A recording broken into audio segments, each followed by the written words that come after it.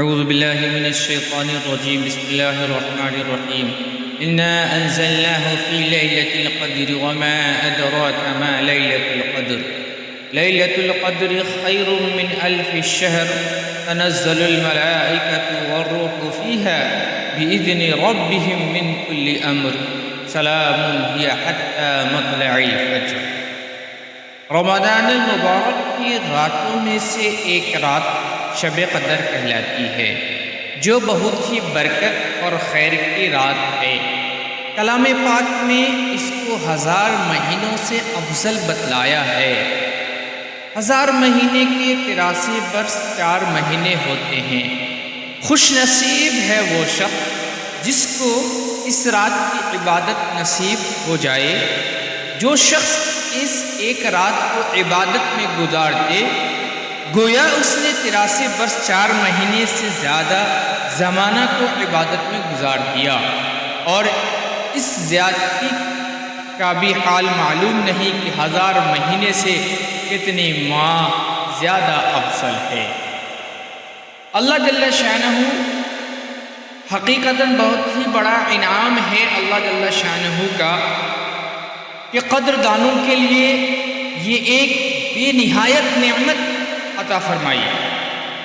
حضرت انس رضی اللہ تعالی عنہ سے حضور اقدس صلی اللہ علیہ وسلم کا یہ ارشاد نقل ہے کہ شب قدر حق تعالی جل شانہ نے میری امت کو عطا فرمائی ہے، پہلے امتوں کو نہیں ملی۔ نبی اکرم صلی اللہ علیہ وسلم نے پہلی امتوں کی عمر کو دیکھا، بہت ہوئی ہیں، اور آپ کی امت کی عمریں بہت تھوڑی ہیں۔ اگر وہ نیک اعمال میں ان کے برابر بھی کر جائیں تو ناممکن، اس لیے اللہ کے لاڈلے نبی کو رنج ہوا، اس کی تلافی میں یہ رات عطا فرمائی کہ اگر کسی خوش نصیب شخص وہ ہے کہ جو 10 راتیں جس کو شب قدر کی مل جائیں اور ان کو عبادت میں گزار دے، گویا 833 برس 4 مہینے سے بھی زیادہ کا زمانہ کامل عبادت میں گزار دیا۔ نبی اکرم صلی اللہ علیہ وسلم نے ایک بنی اسرائیل کے ایک شخص کا ذکر فرمایا کہ 1000 مہینے تک اللہ کے راستے میں جہاد کرتا رہا۔ صحابہ کو اس پر رشک آیا تو اللہ جل شانہ نے اس کی تلافی کے لیے اس رات کا نزول فرمایا۔ ایک روایت میں نبی کریم صلی اللہ علیہ وسلم نے بنی اسرائیل کے 4 حضرات کا ذکر فرمایا: حضرت ایوب علیہ السلام، حضرت زکریا علیہ السلام، حضرت اسماعیل علیہ السلام، حضرت یوشع علیہ السلام، کہ 80 برس تک اللہ تعالیٰ کی عبادت میں مشغول رہے اور پلک جھپکنے کے برابر بھی اللہ کی نافرمانی نہیں کی۔ اس پر صحابہ کرام رضوان اللہ تعالی علیہم اجمعین کو حیرت ہوئی، تو جبرائیل علیہ السلام حاضر خدمت ہوئی اور سورۃ القدر سنائی۔ بسم اللہ الرحمن الرحیم انا انزلناہ فی لیلۃ القدر، بے شک ہم نے قرآن پاک کو شب قدر میں اتارا ہے، یعنی قرآن پاک لوح محفوظ سے آسمان دنیا پر اسی رات میں اترا ہے۔ یہی ایک بات اس رات کی فضیلت کے لیے کافی تھی کہ قرآن جیسی عظمت والی چیز اس میں نازل ہوئی کہ جائے کہ اس میں اور بھی بہت سی برکات و فضائل شامل ہو گئے۔ وَمَا أَدْرَاكَ مَا لَيْلَةُ الْقَدْرِ، آپ کو کچھ معلوم ہے کہ شب قدر ایسی بڑی چیز ہے؟ یعنی اس رات کی بڑائی اور فضیلت کا آپ کو علم بھی ہے کہ کتنی خوبیاں اور کس قدر فضائل اس میں ہیں۔ اس کے بعد چند فضائل کا ذکر فرماتے ہیں: لیلۃ القدر خیر من الف الشہر، شب قدر 1000 مہینوں سے بہتر ہے، یعنی 1000 مہینہ تک عبادت کرنے کا جس قدر ثواب ہے، اس سے زیادہ شب قدر میں عبادت کرنے کا ثواب ہے، اور اس زیادتی کا علم بھی نہیں کہ کتنی زیادہ ہے۔ تنزل الملائکۃ، اس رات میں فرشتے اترتے ہیں۔ علامہ راضی رحمۃ اللہ علیہ لکھتے ہیں کہ ملائکہ نے جب ابتدا میں تجھے دیکھا تھا تو تجھ سے نفرت ظاہر کی تھی اور بارگاہ عالی میں عرض کیا تھا کہ ایسی چیز کو آپ پیدا فرماتے ہیں جو دنیا میں فساد کرے، خون بہائے۔ اس کے بعد والدین نے جب تجھے اول دیکھا جبکہ تو منی کا قطرہ تھا تو تجھ سے نفرت کی تھی، حتیٰ کہ کپڑے کو اگر لگ جاتا تو کپڑے کو دھونے کی نوبت آتی، لیکن حق تعالی شانہ نے اس قطرہ کو بہتر صورت عطا فرمائی تو والدین کو بھی شفقت اور پیار کی نوبت آئی۔ اور آج جبکہ توفیق الہی سے شب قدر میں معرفت الہی اور طاعت ربانی میں مشغول ہے تو ملائکہ بھی اپنے اس فقرہ کی معذرت کرنے کے لیے اترتے ہیں۔ والروح فیہا، اور اس رات میں روح القدس یعنی حضرت جبرائیل بھی نازل ہوتے ہیں۔ حضرت انس رضی اللہ تعالیٰ عنہ کے واسطے سے نبی کریم صلی اللہ علیہ وسلم کا ارشاد منقول ہے کہ شب قدر میں حضرت جبرائیل علیہ السلام فرشتوں کی ایک گروہ کے ساتھ اترتے ہیں اور جس شخص کو ذکر وغیرہ میں مشغول دیکھتے ہیں اس کے لیے رحمت کی دعا کرتے ہیں۔ بِإِذْنِ رَبِّهِمْ مِنْ كُلِّ أَمْرٍ، اپنے پروردگار کے حکم سے ہر امر خیر کو لے کر زمین کی طرف اترتے ہیں۔ سلام، وہ رات سراپا سلام ہے، یعنی تمام رات ملائکہ کی طرف سے مومنین پر سلام ہوتا رہتا ہے۔ ایک فوج آتی ہے اور دوسری جاتی ہے۔ یہ حتی مطلع الفجر، وہ رات یعنی انہی برکات کے ساتھ تمام رات طلوع فجر تک رہتی ہے۔ یہ نہیں کہ رات کے کسی خاص حصے میں یہ برکت ہو اور کسی میں نہ ہو، بلکہ صبح ہونے تک ان برکات کا ظہور رہتا ہے۔ اور اس سورہ شریفہ کے ذکر کے بعد خود حق تعالی شانہ کے کلام میں اس رات کی کئی نوع کی فضیلتیں ارشاد فرمائی گئی ہیں۔ احادیث کے ذکر کی ضرورت نہیں رہتی، لیکن احادیث میں بھی اس کی فضیلت بکثرت وارد ہوئی ہے۔ نبی کریم صلی اللہ علیہ وسلم کا ارشاد ہے، جو شخص لیلۃ القدر میں ایمان کے ساتھ اور ثواب کی نیت سے عبادت کے لیے کھڑا ہو، اس کے پچھلے تمام گناہ معاف کر دیے جاتے ہیں۔ کھڑا ہونے کا مطلب ہے کہ نماز پڑھے، اور اسی کے حکم یہ بھی ہے کسی اور عبادت، تلاوت، ذکر وغیرہ میں مشغول رہے۔ ایک دوسری روایت میں حضرت انس رضی اللہ تعالیٰ عنہ کہتے ہیں کہ ایک مرتبہ رمضان المبارک کا مہینہ آیا تو حضور اقدس صلی اللہ علیہ وسلم نے فرمایا کہ تمہارے اوپر ایک مہینہ آیا ہے جس میں ایک رات ہے جو 1000 مہینوں سے افضل ہے۔ جو شخص اس رات سے محروم رہ گیا گویا ساری ہی خیر سے محروم رہ گیا، اور اس کی بھلائی سے محروم نہیں رہتا مگر وہ شخص جو حقیقتاً محروم ہی ہے۔ جو حقیقتاً محروم ہے، کیا تعامل ہے کہ جو اس قدر بڑی نعمت کو ہاتھ سے کھو دے۔ ریلوے کے ملازم چند پیسوں کی خاطر رات رات بھر جاگتے ہیں، اگر 80 برس کی عبادت کی خاطر کوئی 1 مہینہ تک رات میں جاگ لے تو کیا دقت ہے۔ اصل یہ ہے کہ دل میں تڑپ ہی نہیں، اگر ذرا سا چسکا پڑ جائے تو پھر ایک رات کیا سینکڑوں راتیں جاگی جا سکتی ہیں۔ الفت میں برابر ہے، وفا ہو کہ جفا ہو، ہر چیز میں لذت ہے اگر دل میں مزہ ہو۔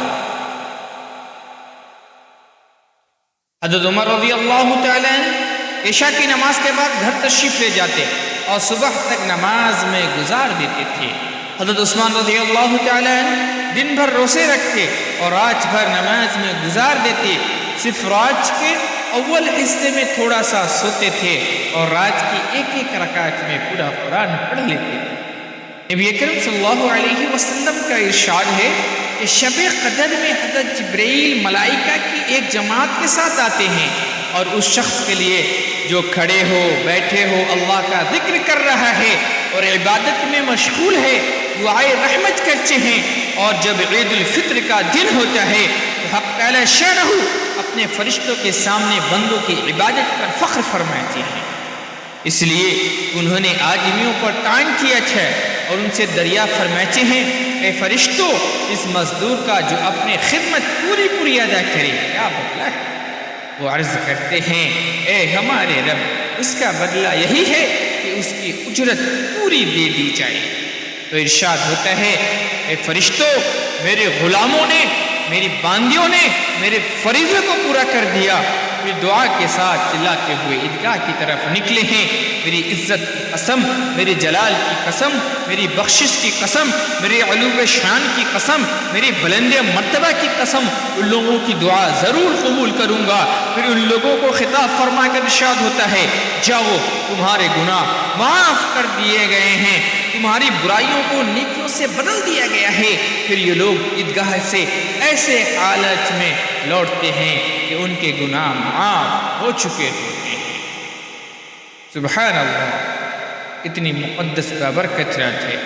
ام عائشہ رضی اللہ تعالی عنہ نبی کریم صلی اللہ علیہ وسلم سے نقل فرماتی ہیں کہ لیلۃ القدر کو رمضان کے اخیر عشرہ کی تاخراتوں میں تلاش کرو۔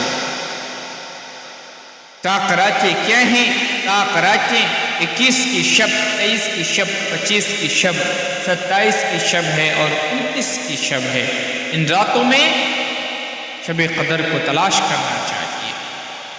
ایک حدیث ہے، حضرت عبادہ رضی اللہ تعالیٰ عنہ کہتے ہیں کہ نبی کریم صلی اللہ علیہ وسلم اس لیے باہر تشریف لائے تاکہ ہمیں شب قدر کی اطلاع فرمائے، مگر دو مسلمانوں میں جھگڑا ہو رہے تھے۔ حضرت نے فرمایا کہ میں اس لیے آیا تھا کہ تمہیں شب قدر کی خبر دوں، مگر فلاں فلاں شخصوں میں جھگڑا ہو رہا تھا کہ جس کی وجہ سے اس کی تعین اٹھا لی گئی۔ کیا بعید ہے کہ یہ اٹھا لینا اللہ کے علم میں بہتر ہو، لہذا اس رات کو 9ویں اور 7ویں اور 5ویں رات میں تلاش کرو۔ نبی کریم صلی اللہ علیہ وسلم کا ارشاد ہے کہ جو شخص اپنے مسلمان بھائی سے 3 دن سے زیادہ چھوٹ چھٹاؤ رکھے، الگ تھلگ رہے، بات چیت نہ کرے، اگر اس حالت میں مر گیا تو سیدھا جہنم میں جائے۔ ایک حدیث میں ارشاد ہے، ہر پھر و جمعرات کے دن اللہ کی حضوری میں بندوں کے اعمال پیش ہوتے ہیں۔ اللہ جل شانہ کی رحمت سے نیک اعمال کی بدولت مشرکوں کے علاوہ اوروں کی مغفرت ہوتی رہتی ہے، مگر جن دو میں جھگڑا ہوتا ہے ان کے مغفرت کے متعلق ارشاد ہوتا ہے کہ ان کے چھوڑے رکھو جب تک کہ صلح نہ ہو۔ اللہ، آج ہمارا حال کیا ہے؟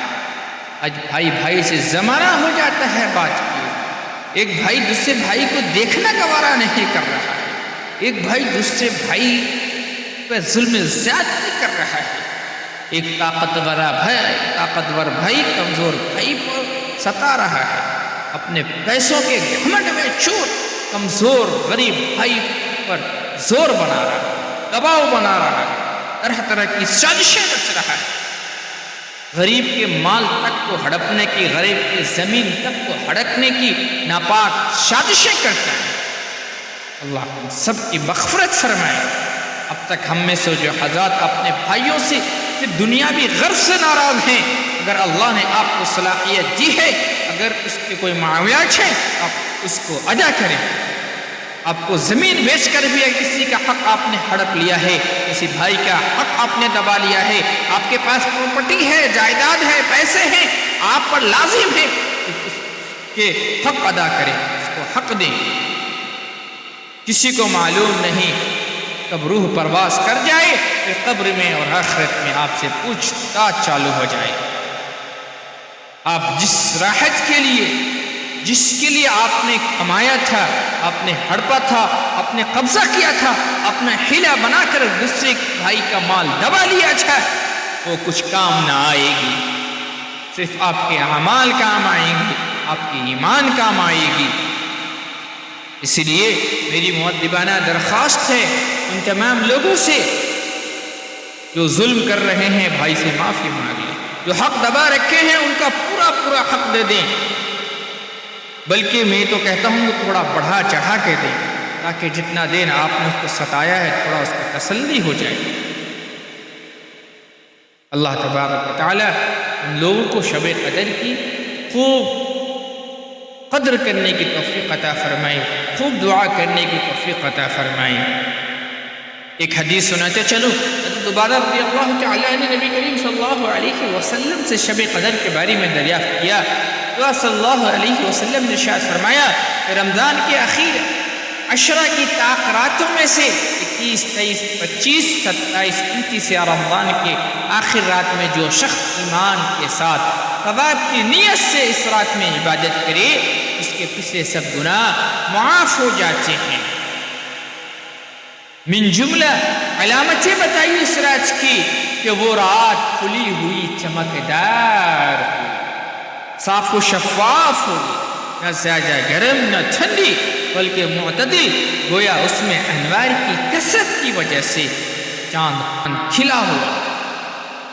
اس رات میں صبح تک آسمان کے ستارے شیاطین کو نہیں مارے تھے۔ اما عائشہ رضی اللہ تعالی عنہا نے حضور اقدس صلی اللہ علیہ وسلم سے پوچھا یا رسول اللہ اگر مجھے شب قدر کا پتہ چل جاوے تو کیا دعا مانگوں؟ حضور اقدس صلی اللہ علیہ وسلم نے ارشاد فرمایا اللہم انی عفو تحب العفو فاعف عنی، اے اللہ بے شک تو معاف کرنے والا ہے اور پسند کرتا ہے معاف کرنے کو، بس معاف فرما دیجئے مجھے۔ حضرت سفیان ثوری رحمۃ اللہ علیہ کہتے ہیں اس رات میں دعا کے ساتھ مشغول ہونا زیادہ بہتر ہے بنسبت دوسری عبادت۔ اللہ تعالی ہم لوگوں کو عمل کی توفیق عطا فرمائے۔ وآخر دعوانا الحمد للہ رب العالمین۔